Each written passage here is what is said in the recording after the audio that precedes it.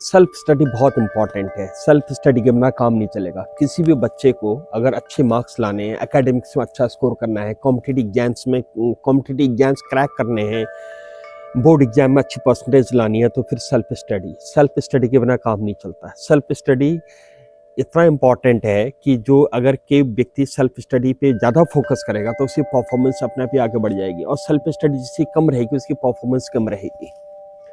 Self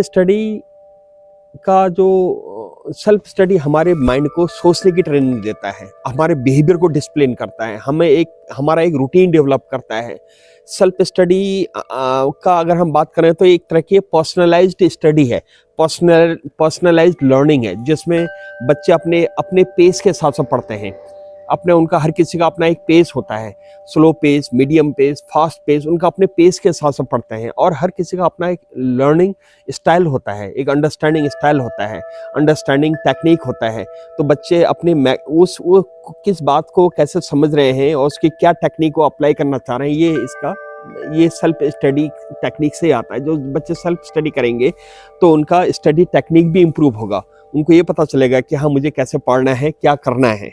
दूसरी बात आती है सेल्फ स्टडी की, वो आती है डीपर अंडरस्टैंडिंग। जो जितना बेहतरीन सेल्फ स्टडी करेगा, जो डेली अपनी तरफ से मेंटली वो तैयार हो रहा है। सेल्फ स्टडी कहने का अर्थ है कि मेंटली तैयार हो रहा है बच्चा कि मुझे पढ़ना है, उसकी क्यूरियोसिटी है, उसकी एक अंडरस्टैंडिंग है सेल्फ स्टडी के बारे में, उसको कोई चीज़ समझना है, उसका पूरा ब्रेन उस ढंग से पॉजिटिवली उस सेल्फ स्टडी की तरफ को लगा रहता है। तो उसकी जो अंडरस्टैंडिंग है वो डीपर अंडरस्टैंडिंग बन जाती है सेल्फ स्टडी से। बच्चे सेल्फ स्टडी से क्रिटिकल थिंकिंग डेवलप होती है, क्या, क्यों, कैसे, अच्छा ये ऐसे होता है। ये जब तक खुद नहीं करेंगे तब तक समझ में नहीं आता, कोई कितना ही समझा दे।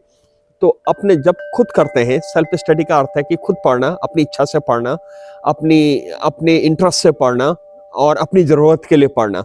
जब वो खुद हम कर रहे होते हैं तो हम वो क्रिटिकल लर्निंग पॉइंट से हैं, अच्छा ये चीज़ है, अच्छा ये इसलिए प्रॉब्लम है। जो एक क्रिटिकल लर्निंग गैप्स होते हैं वो लर्निंग गैप्स भी समझ में आते हैं, और वो लर्निंग गैप्स को कैसे हैंडल करना है वो भी समझ में आता है। तो ये जो जितने भी क्रिटिकल थिंकिंग है वो सेल्फ स्टडी से ही ज़्यादा उसमें इम्प्रूवमेंट आता है।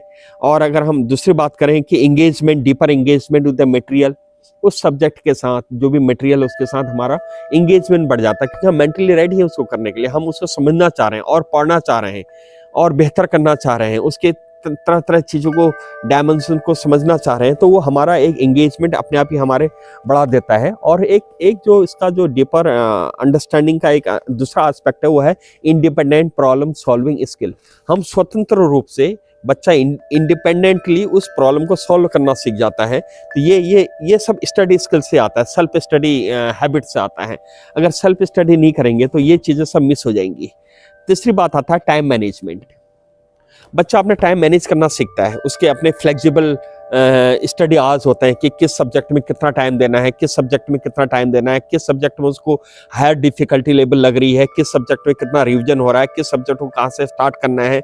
उसका पूरा जो बच्चे का अपना पूरा एक टाइम टेबल बनता है। तो फ्लेक्सिबल स्टडी आवर्स बच्चों के बन जाते हैं और बच्चों का एक डिसिप्लिन्ड सेल्फ स्टडी शेड्यूल बन जाता है। तो हम ऐसे देखते हैं कि टाइम मैनेजमेंट भी बहुत अच्छे ढंग से मैनेज्ड होता है जो लोग सेल्फ स्टडी करते हैं।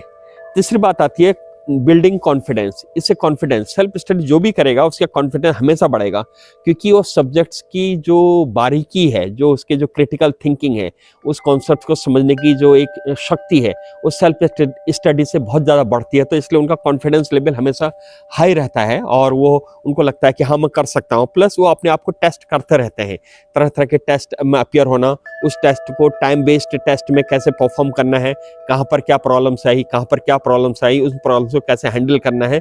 तो उनका ये जो एक वो चीज़ों को कैसे हैंडल करना है, पूरा एग्जाम को कैसे हैंडल करना है, अपनी स्टडी को कैसे हैंडल करना है, लर्निंग को कैसे हैंडल करना है, ये सारा चीज़ों सीखते हैं। तो उनका कॉन्फिडेंस अपने आप बिल्डअप होता है। दूसरा, क्लासरूम में जो भी चीज़ पढ़ाया जाता है तो सेल्फ स्टडी उसको और बेहतर समझने में मदद करता है। टीचर्स ने जो भी समझाया, एक्सप्लेन किया, और उस कॉन्सेप्ट को बेटर ढंग से और रियल लाइफ के साथ रिलेट करने में उनको मदद मिल जाती है, और उनको ये पता चल जाता है हाँ, यहाँ पर प्रॉब्लम एरिया है, और टीचर्स से वो अब फिर बेटर हेल्प भी ले लेते हैं। उसका जो फाइनल मैं पॉइंट मैं बताना चाहूँगा, जो भी बच्चे सेल्फ स्टडी करेंगे उनका रिटेंशन, उनकी याददाश्त अच्छी रहेगी। जो सेल्फ स्टडी नहीं करेगा उनकी याददाश्त उतनी अच्छी नहीं। रिटेंशन मीन्स याददाश्त, मेमोरी, उनकी जो रिटेंशन पावर है, याददाश्त की शक्ति है, वो बढ़ जाती है। जब याद होगा तो एग्जाम में भी अच्छा परफॉर्म करेंगे। जहाँ पर रिटेंशन अच्छा होगा वहाँ पर रिट्रीवल भी अच्छा होगा। याद है मेरे को कोई चीज़ जो याद करनी थी वो याद है, तो जब मेरे को कहीं पर उसको परफॉर्म करने की बारी आती है या कहीं पर कोई एग्जाम देने की, तो मैं उसको, मेरे मेमोरी में है तो मैं उसका वहाँ इस्तेमाल भी कर लूँगा। तो ये जो रिटेंशन और रिट्रीवल उन्हीं लोगों का बहुत बेहतरीन होता है, बहुत स्ट्रॉन्ग होता है जो लोग सेल्फ स्टडी करते हैं। इसलिए सेल्फ स्टडी में बहुत फोकस, बहुत ज़्यादा फोकस, और बोर्ड एग्जाम में तो बहुत ज़्यादा फोकस।